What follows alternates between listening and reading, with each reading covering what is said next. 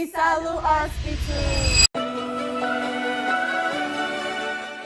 Nigeria's newest multi-specialty hospital located here in Ogba, Ikeja, Lagos. Today, we'll be taking you behind the scenes, showing you all the medical facilities and this amazing 7th floor facility built to enhance the patient care level in Nigeria.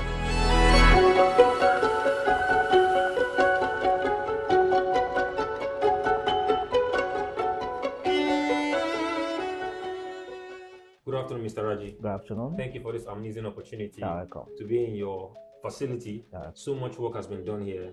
You opened this brand new facility last year, but the story of Isalu spans 20 years.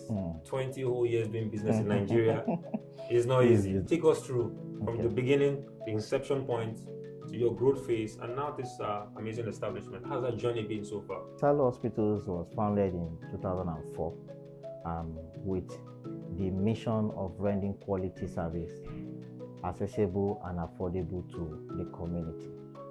So satisfaction is the key. Satisfaction is the key, which is what we don't hear from a lot of Nigerian hospitals. And as much as a lot of them are trying, what I noticed here, just doing a brief tour, is the level of excellence.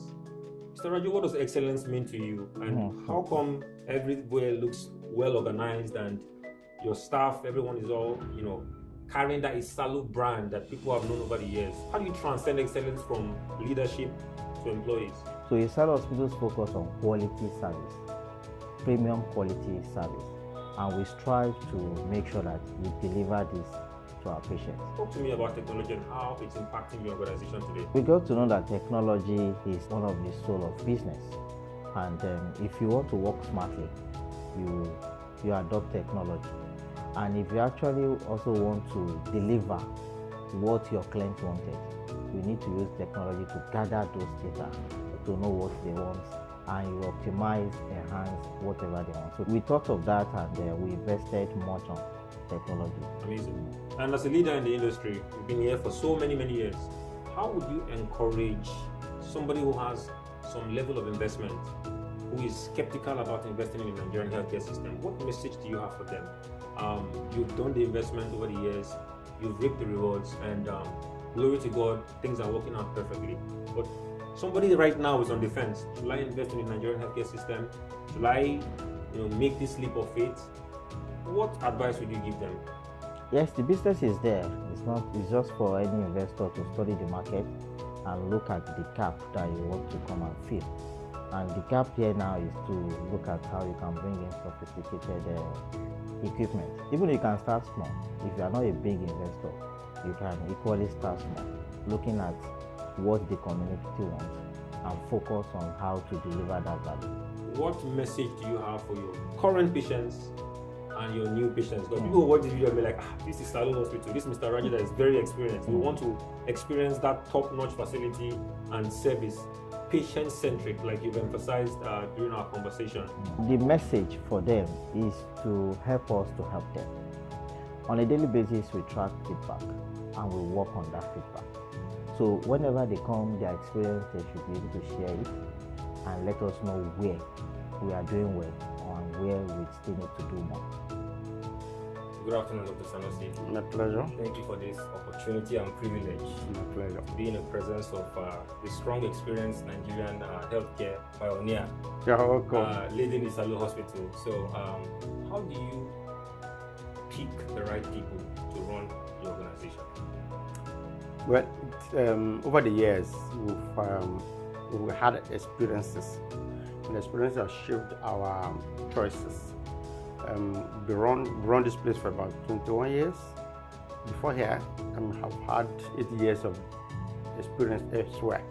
So picking the right people has not been too difficult because I know what I want. And I know where or how to get what I want.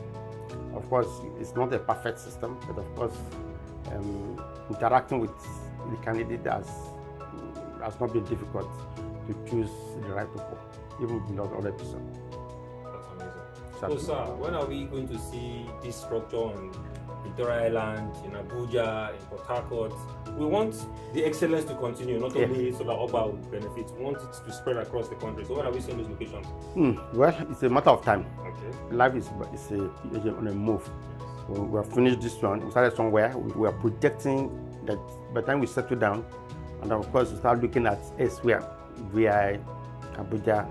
So we had that in plan to continue to expand both vertically and horizontally. Yes, sir. And so it's something that we're not averse to. We are disposed to it. We work towards that. God willing. That's good. I spoke to some of your senior directors and they emphasize patient-centric care. Patient-centric Well, care. that's what it is. Okay. And of course, the philosophy has always been that money is not the first thing. Giving good care is the first thing. And I told them that when you render good service, money will automatically come, because it is the value that you have added that people will pay for. So we should not be chasing money, we should rather be chasing value. When people see the value, they will pay for it. What is your advice for the younger ones? My advice for the young one is to strive very hard, work smartly. The focus is the customer. I won't say we fight ourselves, but we strive to continue to enforce that we must render quality service. People will be happy when they are getting results. But of course, it's not enough to get a result. They are also going to be happy when those services are rendered promptly by amiable staff. So we have a lot of adorables. I will call my staff adorables. So we have a lot of them, and we interact with them. We do our best to make them happy. And of course, it has really worked for us. I just thought about a very important question. Okay. What do you want the legacy of Isalu Hospital to be? I really want people to see us as a value-driven company. They will remember us for, these people, they are customer-centric and they value their customer, and that's just the ultimate.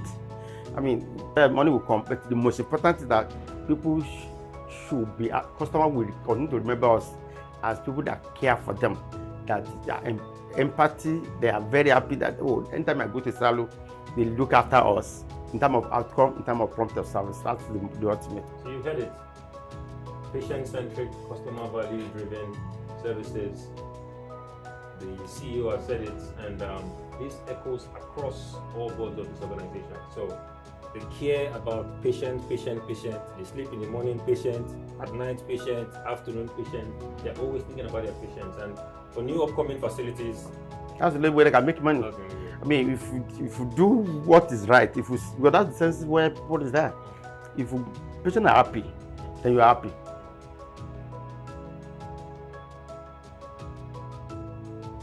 Okay, I am Dr. Fribo. I am the clinical coordinator of the hospital, Isalu Hospital. I will first start off with family medicine.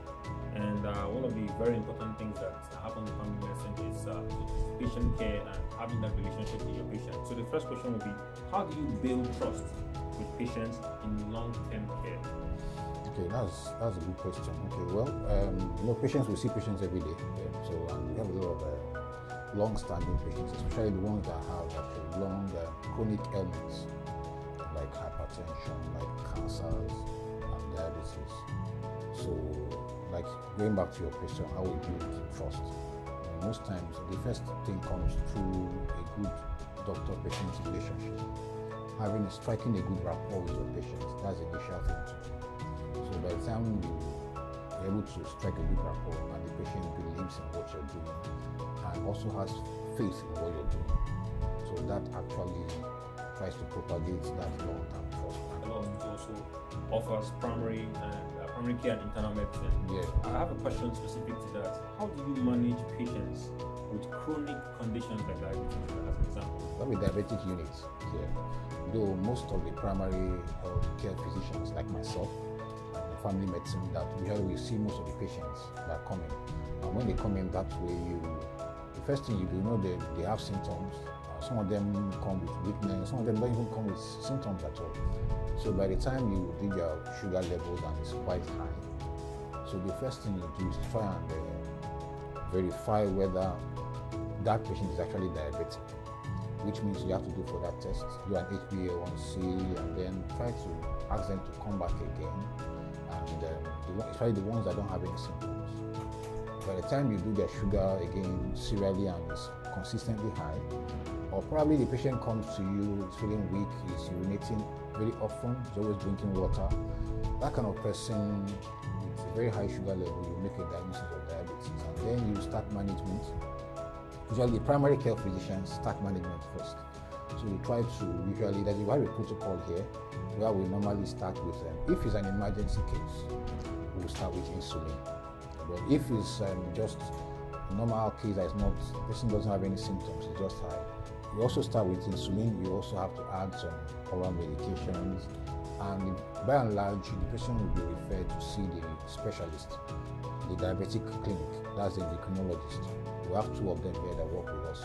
So from there, you continue the management and all that. So, how do you support pregnant women during labor?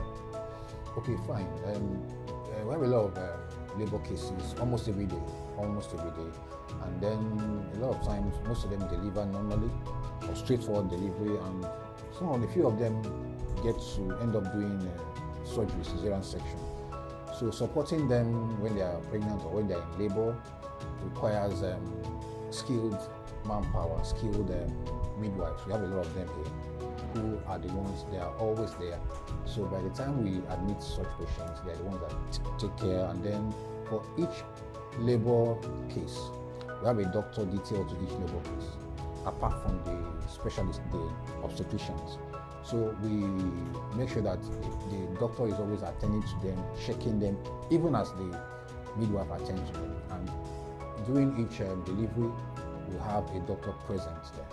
Just in case we have issues, the doctor will intervene. So these are what we offer support to them. Right, perfect, that's good. And I also know you have offer the cardiology sort of service here as well. Yeah, we do. So how do you explain heart conditions to patients? I know there's some, minor heart, injuries that you can just easily tell somebody you broke your arm or X-ray, but heart condition is very, somebody will get really scared. I hope I don't die soon. So how do you pass that information to them after running your test? Cardiology is a very interesting area because when you talk about heart, people are always people take it very seriously. It's actually a very serious thing because most people that die suddenly, most of the sudden deaths are actually due to heart problems. So by the time somebody comes, you want to, and the person has a cardiac or a heart problem, you want to explain to them that, you have a heart problem. So there's, you have to break it down gradually in a layman's way. Okay, fine. A lot of times, if you're diabetic or if you're hypertensive, we start from there.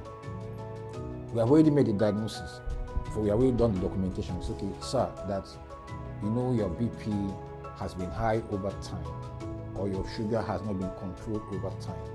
You understand? And then what we have here is your BP has affected your heart in such and such a way, because the heart, you have to make them understand that the heart is central to pumping out blood. And if you're pushing out something, that means you require some energy. And if the energy at which you push that thing is much, meaning that maybe the blood pressure is high, eventually it's going to affect the heart. So we try to explain it to them in details and in layman's way.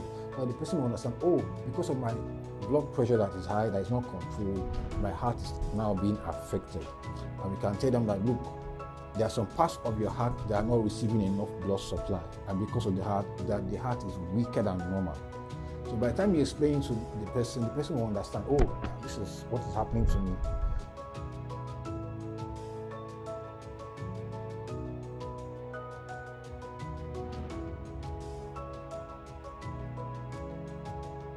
Good afternoon, Dr. Timothy. Afternoon, sir. Good to have you seated here, and thank you for welcoming me to your amazing institution, Isalu Hospital. You're welcome. So one of the services I know you offer is general surgery and special surgeries, right? So I wanted to ask, how do you prepare a patient for surgery? First of all, when we want to prepare a patient for surgery, first of all, we need to establish a diagnosis. We need to confirm the need for that surgery. There are some medical or surgical conditions that you have to meet a criteria first for surgery. And then once the criteria have been met, you can also establish that, there is need for that surgery to take place. Then another factor that you need to take note is that what is the risk and benefit of that surgery. If the risk of that surgery outweighs the benefit, there is no need for surgery. But if the benefit outweighs the risk, there is need for surgery. How do you handle complications during antenatal care? Yes. First of all, there are complications that can occur before, during antenatal, all right? While some can occur after the during labor and even after the delivery. But during an antenatal, there are some complications that can occur. What we do here is that we ensure regular antenatal visits. Some people might have fertility issues. Not everybody might, go through the process and everything comes out well. So how do you comfort patients with fertility issues? Because it's something that's actually on the rise due to various factors. It could be nature, it could be nurture, but how do you comfort such patients? Right, we have emotional support that we can provide. We have to empathize with the patient. My name is Dr. Shitu Yobe. I work for Isalu Hospital.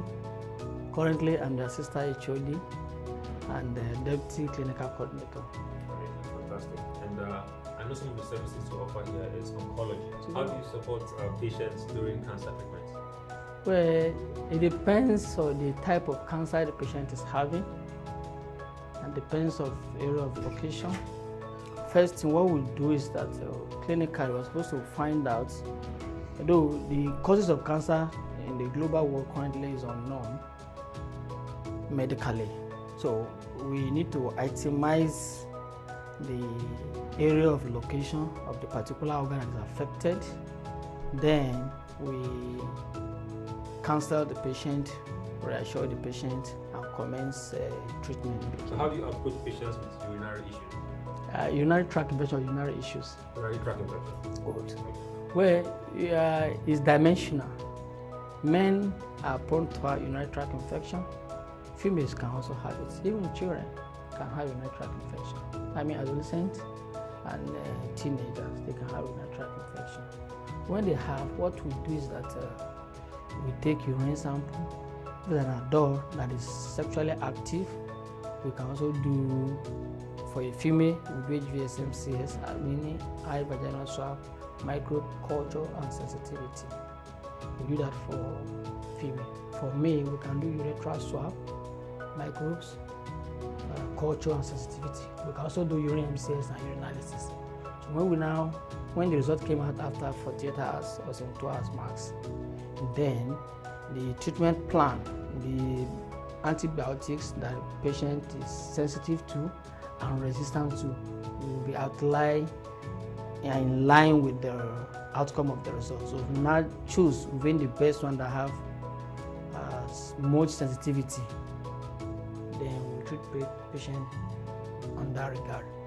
After treating the patient, we then used to advise patient after treatment to stay for about 40 to 72 hours and come back for follow-up. So we are going to repeat the same test and make our comparisons in the right context with the first test result and the second one. So we'll now see if we are going to increase the dose of the drug or ask patient to stop or do otherwise.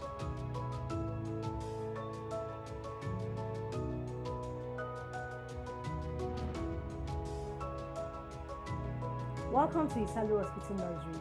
The nursery is a place where we keep your babies, both healthy babies and the sick ones. As you can see, it's a very beautiful place in here. And we are managed by teams of doctors, the nurses, the neonatologists, and the pediatricians who are here to manage your baby 24 hours. Isalu Hospital run 247. So, I'm going to introduce you to what we do at the nursery at Isalu Hospital. You can see we have our baby cots where we place your babies when they are born or when they are sick.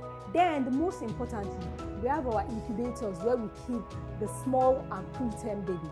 So if you have a preterm baby or you're likely to have a preterm baby, we have our incubators that are ready to care for your baby and until they are able to move out of the incubator. Then we have our CPAP machine, which is the ventilator for those that have babies that could not breathe on their own or that need respiratory support. We have our CPAP machine to support them. Then we have our series of oxygen, a lot of oxygen for babies who have hypoxia or babies who lack oxygen when they are being given birth to, or babies who cannot breathe on their own.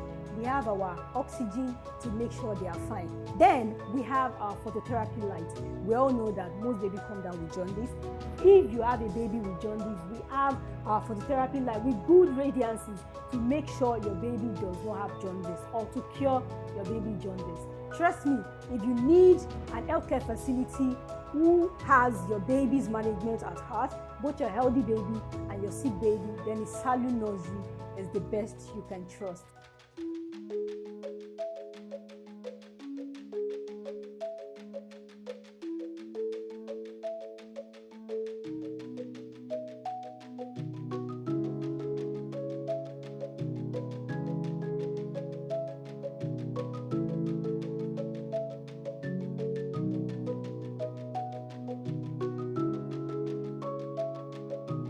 Welcome to the dental department of Isalu Hospital.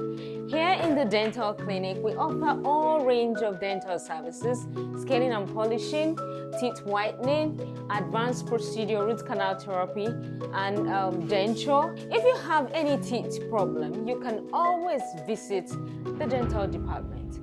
We'll help you solve all the teeth problems that you have. If you're working with